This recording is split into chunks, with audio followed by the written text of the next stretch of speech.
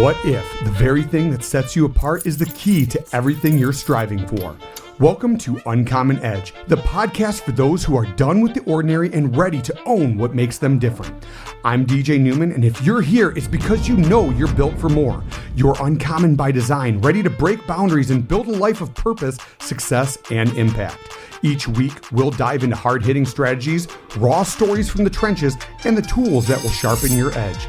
From game-changing lessons to deep-diving interviews, this is your space to rise up, build, and make your mark.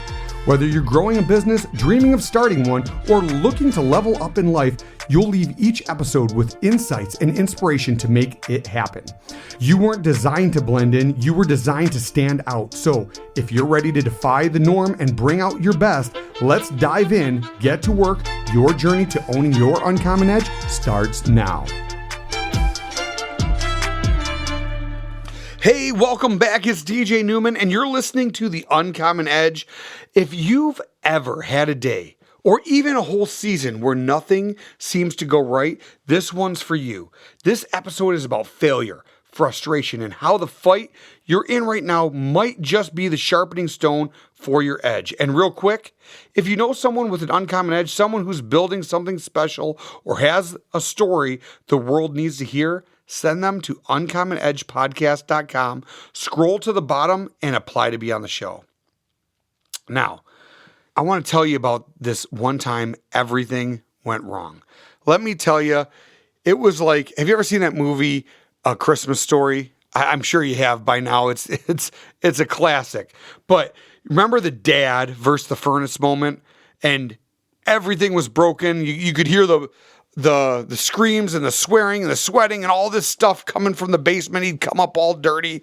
And this guy was just having a rough time. He was trying to get his turkey, and you know, the dogs came in, ate his turkey. You could hear him go, "The Boomkasses," which was the neighbor's last name as their dogs stormed, and they had to do it was just all kinds of stuff. And the reason why that movie kicked off so freaking well was because it was so relatable. We've all been in those seasons of breaking stuff down. And my moment was I had something that was breaking down on a job site, and we were on a deadline. And of course, everything that could go wrong did.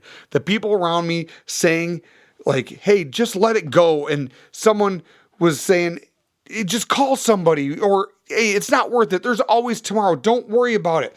And I get it. On paper, they were probably right. But something in me was just like, no, I need to see this through. Not even just to prove it to them that I could do it, but to prove it to myself. It's about getting knocked down 7 times, but getting back up 8.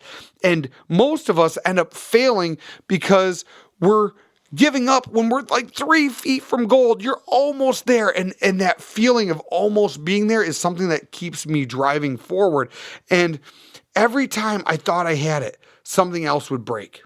Something else slipped. I was exhausted, and every moment that ticked by, I was ready to give up, but I didn't.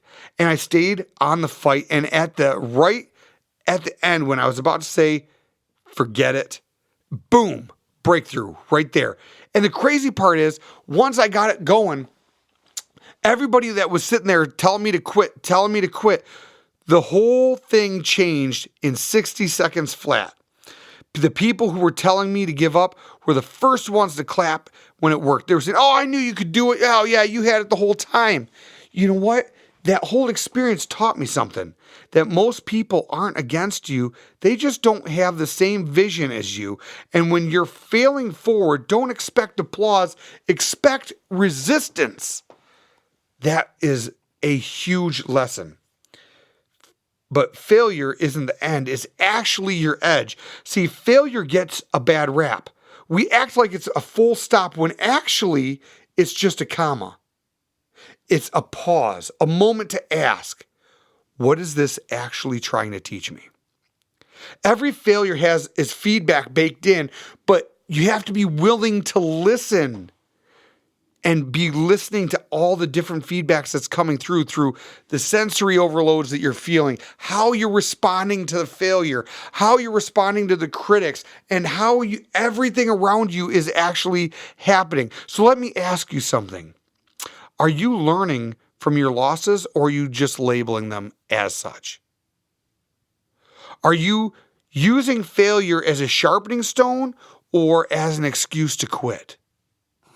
And here's what I've learned. The people who keep moving, grinding through setbacks, irritating when stuff breaks, they're the ones who win. Because they're not afraid to fail forward. They don't need to look pretty. They just need to make progress.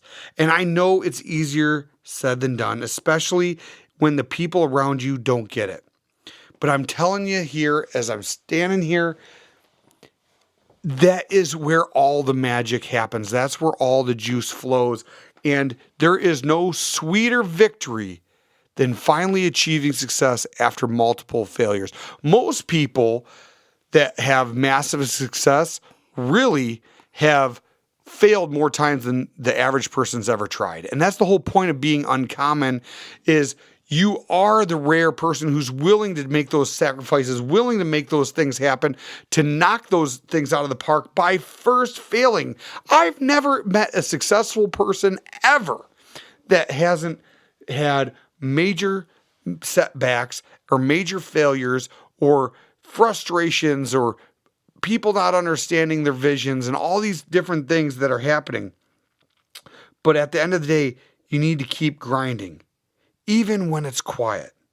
Have you ever noticed that the loudest voices when you're struggling are the ones who aren't even in the ring with you, fighting the fight? The people who love to throw shade, and when you're in the middle of the grind, they're the ones that are saying, oh, it's not worth it, or you should stop, or you should stop wasting your time. But actually, the truth is, when they're not mad at you, they're actually uncomfortable with what your effort reflects back to them. Because, see, your grind holds a mirror to their excuses. And a lot of times, they don't like what they see. They don't like any of the excuses that they're having facing them when they're seeing you grind. See, that's the advantage of being uncommon. That's the advantage of doing the things that it takes to make things happen. People would actually rather see you lose than face the fact that they're not even trying. That's why failing forward matters. It's not just about the win. It's about showing yourself that you're willing to be the kind of person who keeps going when others stop. That's how you build grit. That's how you sharpen your edge. So, what I want you to do today, think about something you've been failing at, or you feel like you've been failing at. Write it down and start looking at it. What is it teaching you? And be honest with yourself. And then make your next move. Don't wait to feel good. Just move. Keep taking action. You're going to learn something about yourself you don't know right now. I promise you. Because this is how we all get sharper. This is how we all get stronger. It's not the wins. It's in the wounds we choose to learn from. I know I have my fair share of them. And I'm sure you've even heard the quote, failure is just a first attempt in learning.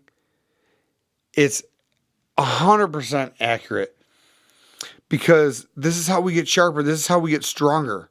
So if this episode hits home for you, share it with someone who needs to hear it. And if you know someone who's living out their uncommon edge, send them to uncommonedgepodcast.com and scroll to the bottom to be on the show. Until next time, stand out and stay sharp.